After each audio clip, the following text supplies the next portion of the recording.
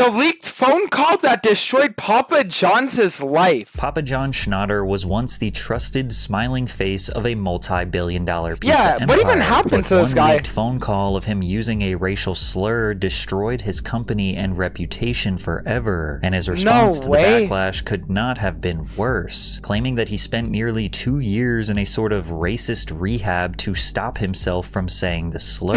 And we've had 3 goals for the last 20 months to get rid of this N-word in my vocabulary and dictionary and everything else. And although this could be— Dude, there's no way that this happened and I never heard about it. What the fuck? Vocabulary and dictionary and everything else. And although this could be one of the worst ways to address a controversy in history, and there is no excuse for using a slur, John constantly tried to convince the world that this was all a calculated setup by people who wanted him exiled from his company. And when you hear the full story, he might not seem that crazy. There are even a small number of OG Papa John's fans who think he is innocent and are campaigning to reinstate him as CEO. Okay, dude, isn't that crazy? Imagine being at a point where literally like millions of people know you, and then there's a petition that gets posted that gets 500 signatures. What the fuck? One thing everyone agrees on is that the pizza quality was much better when he was still in charge, because today they have seemingly abandoned their promise to make better pizza with better ingredients. Today we are going to assess the crash and burn of John Schnatter's career and reputation to determine if it was all a calculated setup. John Schnatter quickly developed a reputation for being a ruthless, no-nonsense businessman, but to compete with giants like Domino's, Pizza Hut, and Little Caesars, you aren't necessarily going to thrive by being a nice guy. Ironically, his persona to the public— Dude, out of curiosity, do you think that when this guy was like fucking his like girlfriend or his wife and shit, that he would tell him like, yeah, who am I? And then they're like, Papa, you're my papa. And then he would sit there and be like, yeah, I am. And he started like going fucking crazy on them. The happy-go-lucky, trustworthy spokesman for the company, which created a difficult to manage dynamic between who he actually was and who the public thought he was. John proved his entrepreneurial skills when he saved his father's business from going bankrupt. Mick's Lounge in Jeffersonville, Indiana was a local tavern that was desperately in need of a new business strategy in the early 80s, so John took over.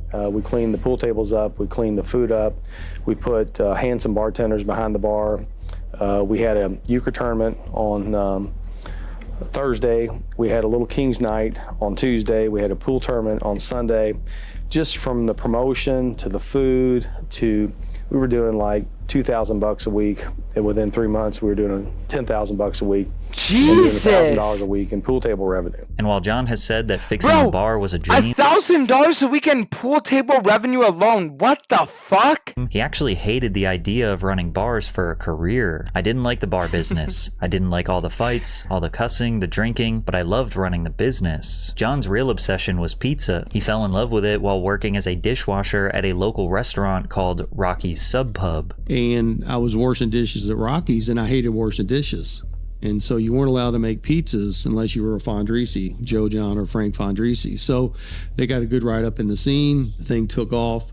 And sure enough, I got promoted from washing dishes to making pizzas, and that's when I knew that's what I wanted to do. Schnatter brought his father's bar back from the dead. Isn't that crazy to think that some people are just going to sit there and find the most random callings in life? Like, some people are going to want to help people, other people are going to want to make pizzas, and then other people are just going to want to play video games for 12 hours a day while screaming autistically. Paid off the $60,000 in debts and started making pizzas in a broom closet to sell to the customers. The customers loved the pizza, and the demand got so high that John purchased the shop directly next door and established the very first Papa John's location. John was a 21-year-old dreamer who was willing to work until he could no longer stand. He was always thinking of ways to make a better product. Isn't it kind of weird that at 21 you're already referring to yourself as Papa John? That is wild, bro. This guy's on some Demon King shit. As fast as possible for the best price. Like when he upgraded from Baker's Pride ovens that could make him $1,000 in a day to conveyor ovens that could make him $1,000 per hour without breaking a sweat. Once the first Papa John's location was earning $9,000 per week in revenue, John's confidence turned into what he even admits was borderline delusion. I'm all pumped. I'm ready to go. I'm excited. We go down to Domino's, which is about 3 miles down the road in Grants Plaza. I walk in there. I'm 22 years old. Sure. We're doing 9,000. Yeah. I said, what are you doing a week? He said, we're doing 6,000 a week. And I just basically looked at the guy and I said, we're going to kick your ass in the whole world. You Now, said that. Basically. 22 years old. How I thought with one store, because we were whooping them in Jefferson, Indiana, we were going to beat them. But I thought that way, which is crazy. John strategically stole the best parts of other great pizza chains to make Papa John's the best of them all. He liked the cheese from Mr. Gatti's Pizza. He liked the sweetness of the Greek's Pizzeria sauce, as well as how they fulfilled a large volume of orders. He studied a local bakery to learn how to get his crust perfect. And he was even an employee at Domino's to learn how to optimize the process. Dude, so you're telling me that pizza companies, it actually matters what the pizza tastes like? Like, I'm not even bullshitting. I thought it was just all a bunch of marketing bullshit. I didn't realize it actually mattered. Process from order to kitchen assembly line and then out the door. It was this obsessive need to make the best product possible, along with a cutthroat business attitude that allowed him to scale from one store to 5 to 10 to hundreds of locations. I think resilience and persistency beats genius and intellect every time. Let's say you want to be a dentist. Sooner or later, there's going to be a dentist that was a dentist before you were a dentist that has made it. Well, human nature, then they start playing their golf. Then they start having their poker game on Tuesday night. Then they start closing alphas on Friday. Wait. And what it does, it gives a young entrepreneur like you that's a striving dentist that wants to be like the other dentist, it gives you that incentive. Sooner or later, if you outwork them, you're going to take advantage of the guy on the golf course. Wait, he's talking about me. Guys, what if I'm the guy on the golf course right now? He's literally talking about I'm the guy on the golf course reacting to videos. They all get fat and happy. And so I call it soft. The concept of sitting on the couch, eating Doritos, watching TV, or drinking beer or Cokes, what a waste of life. Maybe the big three pizza franchises doubted that Papa John's could become a real threat, and he was comfortable with being the underdog. However, in 1993, everything changed. Papa John's became a publicly traded company, and after their IPO, they generated $25 million in investment capital, which was plenty of money to open thousands of locations across the United States. 3,000 this is locations. where the real takeover began. Holy Unlike shit. competitors who used mascots or attractive logos to promote the brand, John made himself the official spokesperson of Papa John's. He came off as humble, hardworking, and honest. He commissioned independent taste tests. Papa John's won big time. Maybe that's because our sauce is made with fresh-packed, vine-ripened tomatoes. Pizza Hut uses remanufactured paste. Anybody can claim to make a better pizza, but it's you, the consumer, who've decided. The advertisements just kind of plainly said, we're better because people think we are better. It's that simple. But Pizza Hut was not happy with these comparisons. They sued Papa John's, but ultimately lost in the U.S. Court of Appeals for the Fifth Circuit, which ruled that the slogan was puffery. The court said Papa John's claims weren't literally false, and thus didn't violate advertising laws. Dude, but wouldn't that be the craziest thing that Papa John's could then do after? It's just be like, yo, they tried suing us and they lost, and then you literally just pop the fuck off? But how much validity was there to the better ingredients slogan? What really makes... At Dantes, there's double audio on the video. Are you guys trolling or are you being serious? Because there shouldn't be. the ingredients from Papa John's better than those of the competitors? How do you really have better ingredients that make better pizza? I think you say it this way: better ingredients, better pizza, Papa John's. Another good question. You can't make a silk purse out of a sow's ear.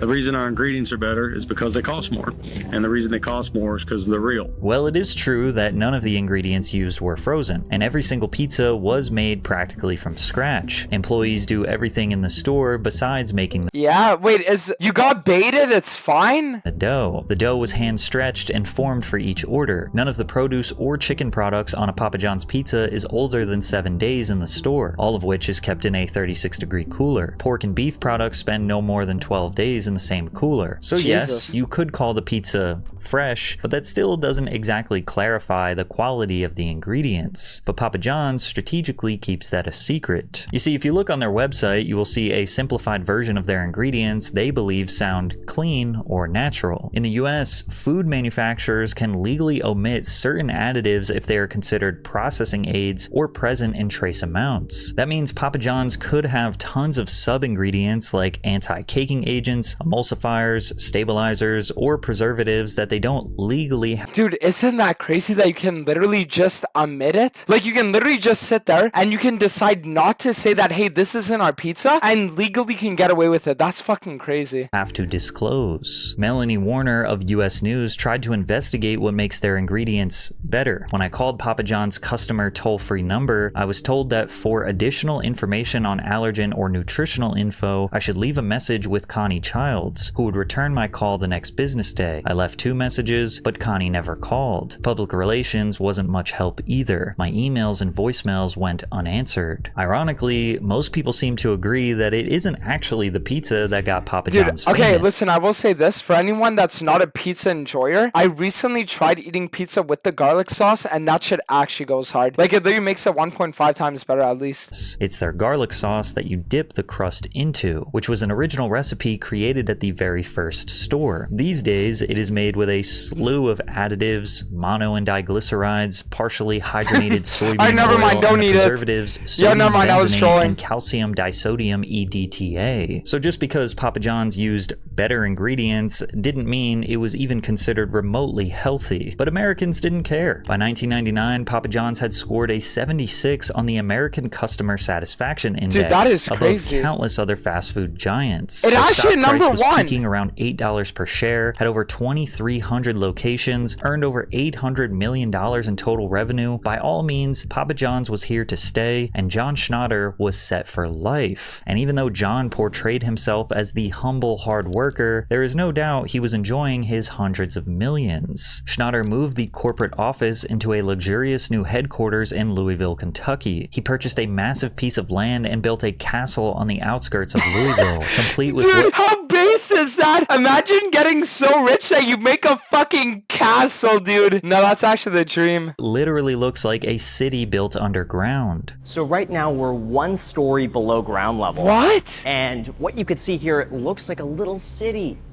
This is incredible with the windows, What the the fuck? door, but this is the garage. This is what's so remarkable about it. It kind of reminds me of the Forum shops at the Venetian with the painted ceilings.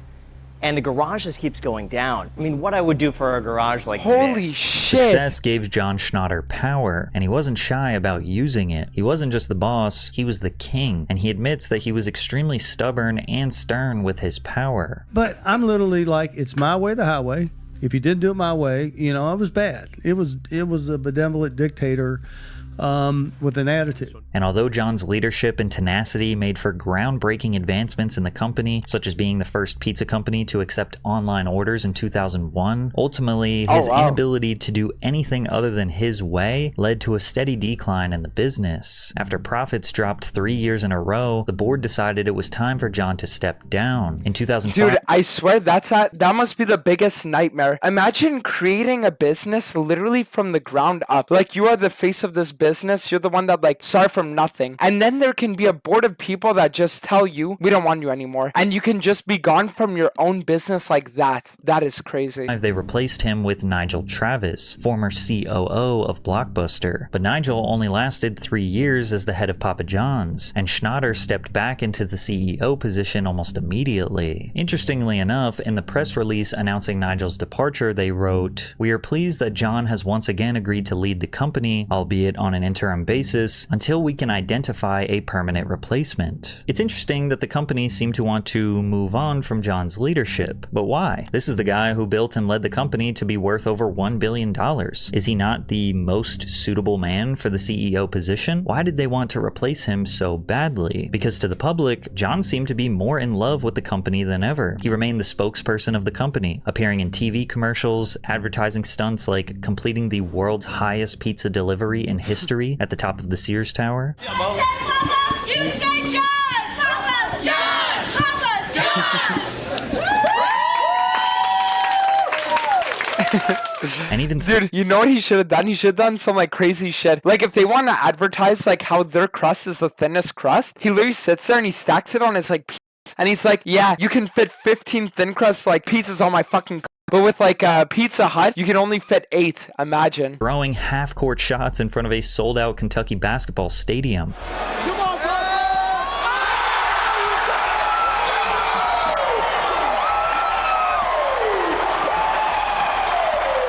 This guy did so many commercials, you would think he might actually show up to your house and personally deliver you a pizza when you ordered from your local Papa John's. Pizza? We got pizza. I'm John with Papa John. Hey, Papa's in the house. How about some Papa John pizza?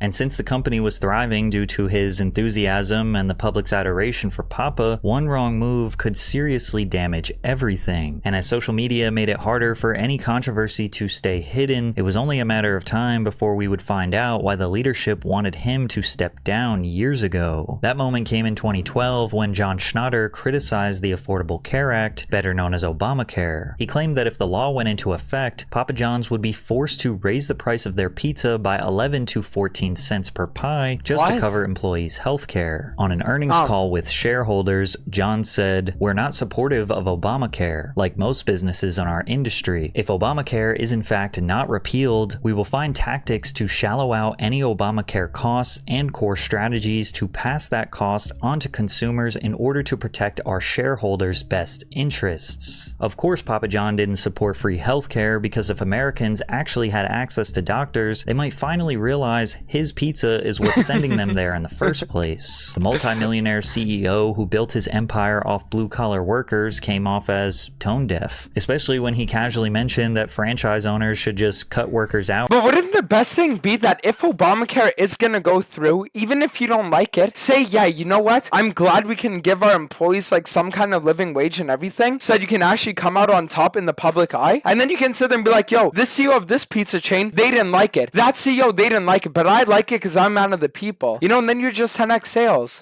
Instead of giving them health care. The controversy exploded into a massive news story. Several people I spoke with said if it's going to cost them 3 extra cents to order a pizza so a Papa John's employee can have health insurance, they're fine with that. Others told me it's bad business. Outrage sparked online. A viral Reddit post said, "There's plenty of places to get cheap pizza in the world. Anyone else ready to boycott Papa John's?" This was one of the first moments where the public began to see cracks in the Papa John persona. And what you will notice is that both of his next major controversies happened almost the exact same way. Keep in mind that his Obamacare comments were made during an earnings call in 2012. Earnings calls are often recorded and transcribed for transparency. These calls can be described as semi-private. They're not necessarily public-facing, but they're usually accessible to a wide range of people, investors, analysts, other employees. So if a CEO... So wait, you're telling me that someone literally just found that call and decided to leak it? Jesus. ...says something controversial during one of these calls, it only takes one person to share it with a journalist, blogger, or TV personality for the whole world to know about it. John couldn't help himself but let his personal politics bleed into the conversation. Obamacare was a deeply divisive topic at the time, and that's because any attempt to create a somewhat reasonable healthcare system in the US has been a massive hot button issue. Then again, most of the opposers are not regular hardworking people, but rather rich oligarchs who are ultimately the ones that will lose billions in profits because they have been taking advantage of citizens for decades. John clearly valued corporate profits over what many see as a fundamental human right, and it may have upset someone who was on the inside listening to that earnings call, because the way this information exploded into the press so quickly felt almost surgical, as if someone who was on the other end of that call wanted the world to hear exactly how out of touch John really was. And this wouldn't be the last time something he said in what he thought was a private setting would make headlines, because in 2016, his political comments about the NFL would cause even more public outrage. In 2016, racial tensions in the United States were reaching new all-time highs. Many communities were still processing the acquittal of George Zimmerman, who shot 17-year-old Trayvon Martin while on neighborhood watch. We started seeing more funding for police body cams to ensure safety for both to learn how to optimize the process of citizens, and the divide led to the establishment and worldwide visibility of the Black Lives Matter movement. Black Americans weren't just frustrated, they reached a boiling point for generations of injustice. Dude, why is this guy wearing this mask? Like, are we in fucking Fallout, bro? Like, what is going on with this mask? And millions were tired of staying silent. One man who joined the protest was San Francisco 49ers starting quarterback Colin Kaepernick, who refused to stand for the pregame national anthem and instead chose to sit. There's a lot of things that need to change. One specifically is police brutality. This stand wasn't for me. This stand wasn't because I feel like... Yeah, but didn't this guy later end up didn't this decision later end up ruining his career? Because then after that, he could never get back in the NFL. Like, he tried getting back in, but they would just never take him again. I'm being put down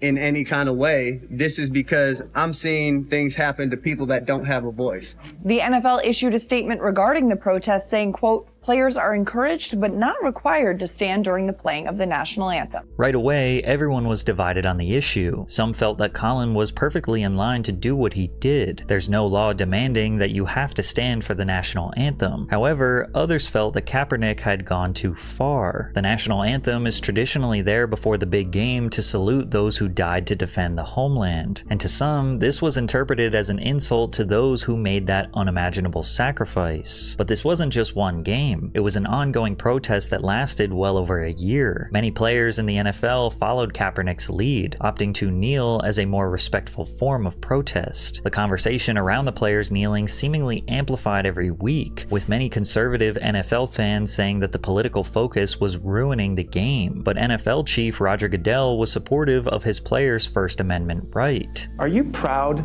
of Colin Kaepernick for taking this stand? Listen, I support our players speaking out on issues that they think need to be changed in our society. We don't live in a perfect society, Matt. Our players have strong views about things.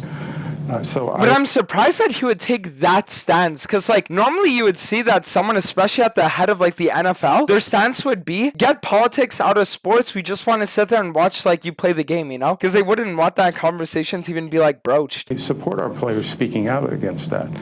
But that's what the focus should be on, the changes he wants to see in our society. Right, but are you proud, or does it make you nervous when you see it? Well, I think when our players speak out and they feel strongly and passionate about something, I think it's a good thing for us. But once again, Papa John Schnatter felt that politics were messing up his profits. And on yet another earnings call, John blamed the NFL's handling of the protests for Papa John's stock price falling around 10% in 2017. It's important to know that Papa John's had become the official pizza sponsor of the NFL in 2010, a partnership that heavily benefited them from the league's massive national visibility. Papa John's secured national broadcast and marketing rights, and many of their stadiums sold their pizza. But to suggest I love how the picture that they show was of a fucking Pizza Hut ad. That the NFL players' protests had any effect on Papa John's pizza seemed like a bold and bizarre take. He said, NFL leadership has hurt Papa John's shareholders. This should have been nipped in the bud a year and a half ago. We're certainly disappointed that NFL and its leadership did not resolve the ongoing situation to the satisfaction of all parties this year and a half ago. He said in the earnings call, good or bad, leadership starts at the top, and this is an example of poor leadership. Not only was John criticizing a powerful business partner in front of investors, but he also was aligning himself with a divisive political stance once again. His comments sparked backlash. Okay, wait, am I crazy for saying that I don't think he took a political stance here? The only thing he said,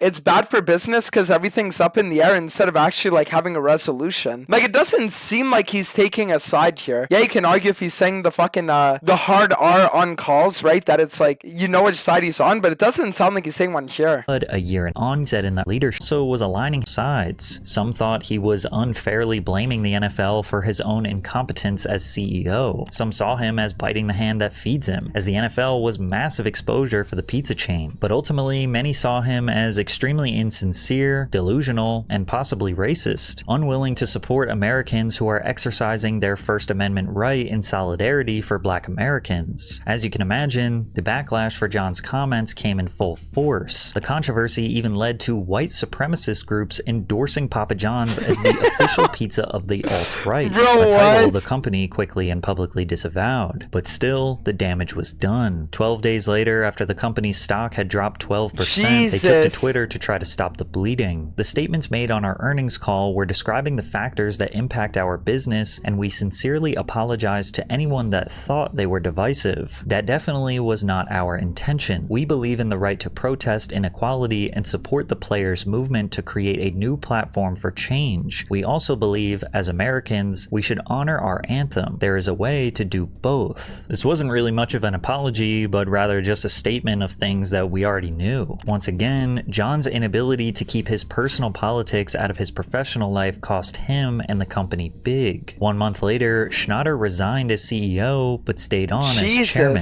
Weeks later, a mutual agreement was met to terminate Papa John's as the official pizza sponsor of the NFL. They would be replaced with Pizza Hut. The company was going downhill fast, but still with a chairman's seat, John Schnatter still had power. But he would, for the third time, say something on a conference call that would officially destroy his reputation forever. After John's fight with the NFL, earnings were down by almost 50%. Brandon Roten, chief of marketing, felt it would be wise to reduce Schnatter's presence in TV advertisements, as well as reduce John's association with the company overall, since he was the sole reason Papa John's was ever in any controversy. It seemed like the company was looking to make John invisible, and he just couldn't handle the idea of being sidelined when he was responsible for all of Papa John's success. After months— I mean, like, low-key, I get that, though, because if you're the guy that sits there and creates the company and builds it to that point, like, why would you ever want to sit there and fucking, like, just allow it to stop, you know what I mean? Months of arguments with his internal team, his executives sought a compromise to try to make everyone happy. In order to get things under control, the board made an agreement that John could stay on as chairman and still be the face of the company under one condition: if he accepted coaching from a PR firm called Oslin & Gage, operating under the ad agency Laundry Service. Papa John's hired Laundry Service for a new advertisement strategy, and Laundry Service brought in their PR team, Oslin & Gage, to specifically coach Schnatter on how not to destroy the brand any further, and the goal was to train him in modern media etiquette and contain his public outbursts, and ultimately leave his personal opinions on politics out of the pizza business. But during one of those training sessions between Laundry Service and John, he said something so reprehensible that the PR firm decided they did not want to help him anymore. On July 11th, 2018, Forbes published a headline that spread like wildfire. Papa John's founder used N-word on conference call, and the clip of the conference call was released. What bothers me is Colonel Sanders called blacks niggers. I'm like, I've never used that word. And they get away with it. This was now the third leaked phone call that made headlines. On the call— Bro, does he have to use the word? Like, you could just say the N-word. You could say the hard R. Like, you don't need to use the— John and the PR firm were discussing his response to the NFL controversy. His suggestion that Colonel Sanders used to say the slur came off as deflective to his own offensive behavior. Sanders' grandson, Trig Adams, responded to John's comments saying, "He's a weasel. Because he's prejudiced, he's trying to say somebody else was too." Sanders had absolutely no prejudice against anybody. There were a few people that initially tried to defend John, saying that his use of the word was actually him calling out racism, which, even if it was, this was a terrible way to express it. Him claiming that he never used the N-word in the same breath that he just let the slur roll off his tongue seemed delusional. And in the same day news broke that John said the slur, he resigned from the Louisville University board. The Cardinal Stadium announced they would be removing the name Papa John's Stadium. The MLB cut all ties with the pizza chain, and Schnatter resigned as chairman of Papa John's. This was the official nail in the coffin for John's career and reputation. He issued an apology that nobody took seriously. News reports attributing the use of inappropriate and hurtful language to me during a media training session regarding race are true. Regardless of the context, I apologize. Simply stated, racism has no place in our society. But John didn't believe what he said in that apology. He actually did seriously believe that the context of this conversation was extremely important, and if the general public knew, they would believe he got set up. And honestly, the details do look a little suspicious. You also have to consider that just 8 days after Forbes published the racial slur controversy article, they released another article called The Inside Story of Papa John's Toxic Culture, which portrayed John as a controlling, vindictive leader who created a culture of fear and intimidation within— Bro, did this guy have an ex-wife that worked on Forbes or something? Holy fuck. The company. The article included anonymous accounts from former employees describing verbal abuse, assault, and reinforcing that John wasn't just careless with his words, but toxic at his core. The details of both of these articles would require months of energy and effort to produce, so there is no doubt that Forbes choosing to release these articles within a week of each other was calculated. I want you to take note of the little details in this article that most people skip over, and that is all of the anonymous sources and them making claims that are almost immediately refuted. The article claims that John surrounded himself with loyalists by hiring his high school friend Tim O'Hearn as a powerful executive and his longtime associate Steve Ritchie as CEO, which created a bro culture at the top. Papa John's has effectively been a public company operated like it is privately owned. A veteran employee says, "Nothing is happening there unless John wants it to happen." They also go on to say that female employees were mocked and asked if they were menstruating. Male executives made references to gangbangs and comments about whether women wanted to jump on the train. Schnatter disputed most of this story. Papa John's did not respond to repeated requests for comment. Ritchie, for his part, did not respond to a request for comment, and O'Hearn contested portions of the story. The language here is key. Disputed most of the story. Contested portions of the story. This allows Forbes to cover themselves legally while leaving the reader unaware of what is actually true or not. Like, here's a classic example of them trying to claim that John would cheat on his wife. One former executive says the married Schnatter would disappear for days on work trips, stirring suspicion that he was, quote, hooking up with girls. Schnatter denies this. So they make a random claim from an anonymous source, and then John denies it. So now it's up for you to decide if it's real. But in theory, they could make up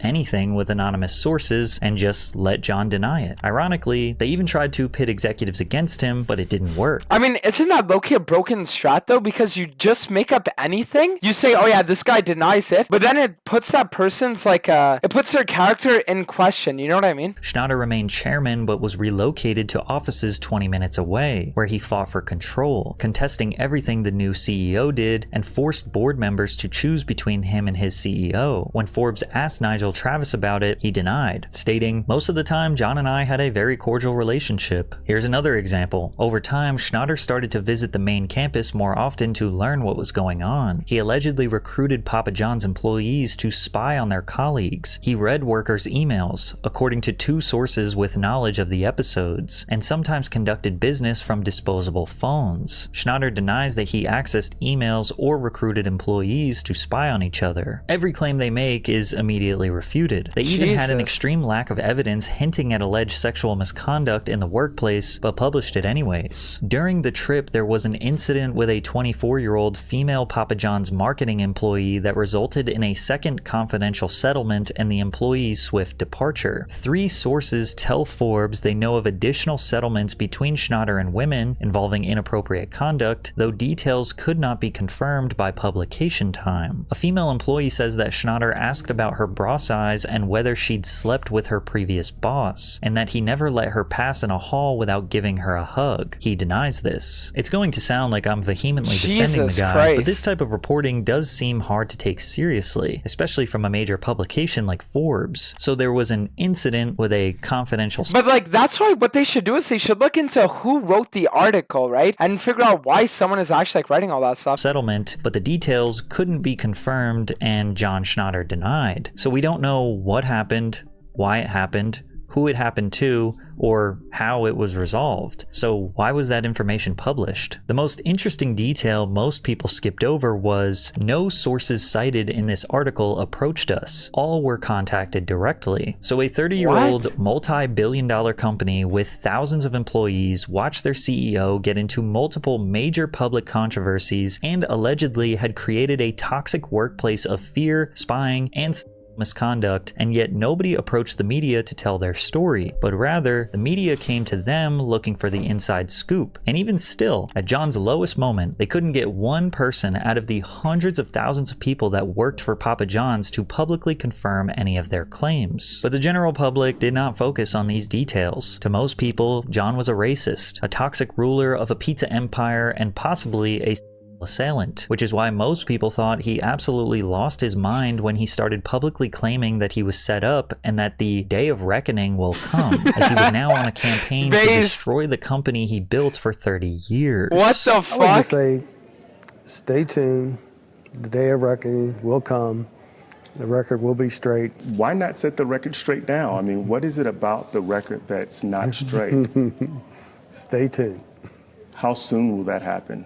Stay tuned. Sooner than later. This is actually really sad. He looks like he's on the verge of a mental breakdown and a path to insanity, all because of a pizza. No, guys, listen. If there's one thing I hate the internet about, it's the people that are gonna comment the dumbest shit like that. Like, oh yeah, because of a pizza. Not because of a multi-billion-dollar fucking business that he created and that he became the face of for all of America. No, because of a pizza. People that comment shit like that are actually so General retarded. public just laughed him off. They didn't know all of the complicated nuances of the situation. Even animators like Meat Canyon couldn't help but spend hours recreating the painful interview. The day will come. Judgment will be made. You will scream, but they will fall upon deaf ears. Cheese and bread will be the cornerstone of this utopian future. I will cover the world with my passion. And every time John tried to defend himself, he just made it 10 times worse. I mean, again, you have a public board that paints its chairman complicit, passive, or active. They paint the founder as a racist. They know he's not a racist. It's just unbelievable. And I used to lay in bed just going, how did they do this? And we've had 3 goals for the last 20 months to get rid of this N-word in my vocabulary and dictionary and everything else because it's just not true. Figure out how they did this and get on with my life. Wait, what does he mean it's not true? If you have to spend 20 months removing it from your vocabulary. Didn't realize how stupid he looked that he was claiming to be set up and falsely painted as a racist, and in the same breath saying that he had to spend 20 months removing a racial slur from his vocabulary. The ironic part about all of this is that the controversy started with Papa John's executives forcing him to do PR training, and every time he spoke to the media, it was clear that he still desperately needed more PR training. But it was now 2 years after the racial slur controversy, and he was hell-bent on convincing the world that the laundry service agency manipulated him into saying something racist. John also thought the best thing to do was release the full conversation he had with the agency, saying that the public deserved the full context. And I listened to the full, unedited, hour-long conversation, so here's the context. In May of 2018, a private conference call between John Schnatter and the laundry service appointed PR firm was recorded without John's consent. In this meeting, they were planning for John to go on a press run, which included an interview with Stephen A. Smith, as well as a few podcasters, so John could clarify his comments about the NFL kneeling situation and ultimately apologize. John wanted to do this because he found out that his franchisees' businesses were suffering due to the world thinking he was racist for criticizing the NFL players for kneeling. On this phone call, the laundry service representatives were essentially simulating an interview. They asked John to speak freely about how he actually felt about the NFL kneeling situation, and then they gave him feedback on his choices of words, guiding him on what to say, what not to say, and how he can still remain true to his values while not making himself and the company look worse. The NFL situation is not good for anybody, in my opinion, and I would have said it differently, so that in a way, certainly not to defend anybody that's kneeling, but to not further inflame the situation which I despise, which is the division of the country. That's how I would say it. Is that gonna hurt you guys? I don't think it will hurt us, but I do think, if possible, we need to come up with some way to say that I would have acknowledged how the reason that people were protesting being an important thing we have. No, I'm going to be honest, guys. This is the reason why even when I went to therapy, I never really told the therapist all the truth. Because you never know who's recording what. Remember that. Fix in our society. Something like that. Yeah, I think you lead off with exactly how I said it in the meeting. I wouldn't change what I said, but I would change how I said it. And then what I mean, I can say that. What do I mean by that? You tell me. Yeah, what I mean. How would I say it differently? All we can just give him. I think you would have given more explanation or called out exactly who you were targeting or call out exactly what you were referring to so that it didn't get misconstrued.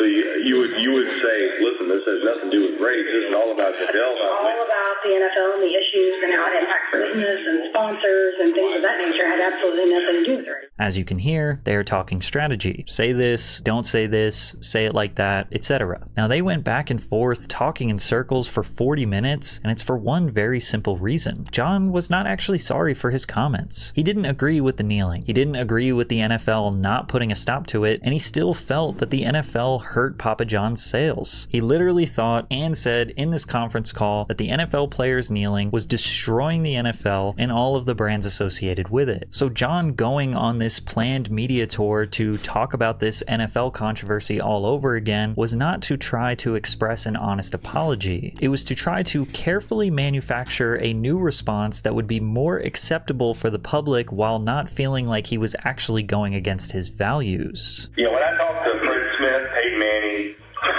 the Redskins, the Cowboys, I said, listen, you guys have got to lose. This is no good for anybody, any of us. And then to Steve's point, I said, we got to find, 8 or 9 leaders in the country that are level-headed, not going to fly off, that will sit down with the players and get them what they want. At the same time, not, destroy the league, destroy the players' future income, destroy sponsors, destroy the fan base, etc.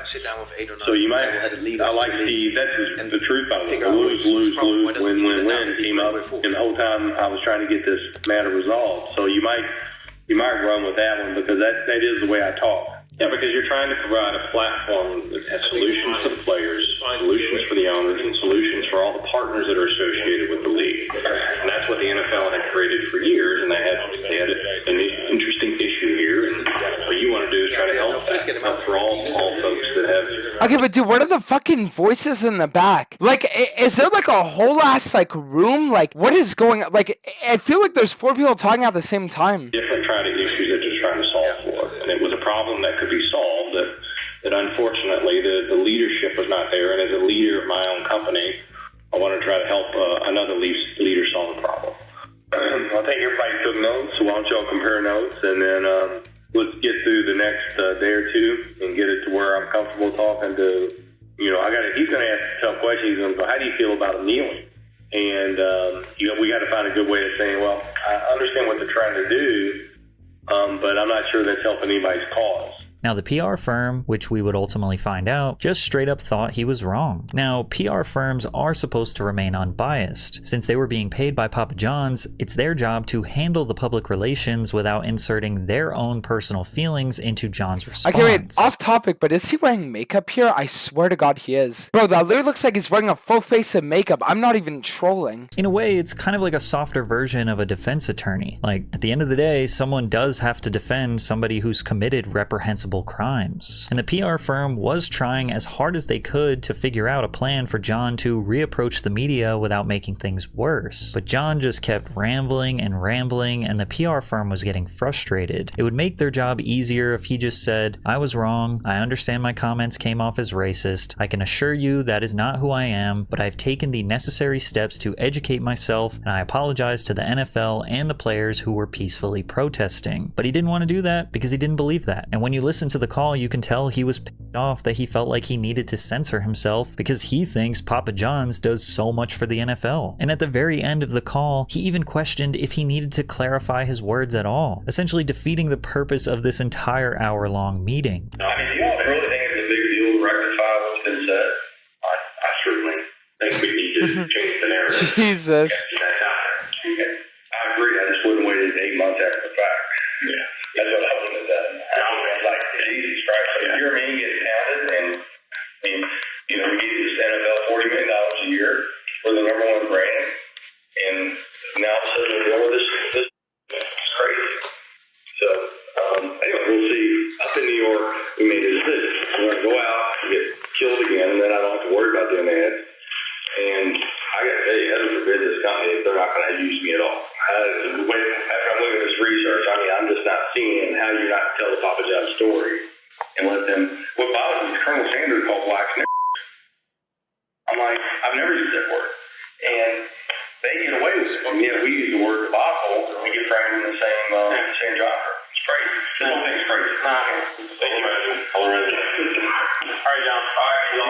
But like, dude, why would he say the word? You know what I mean? Like.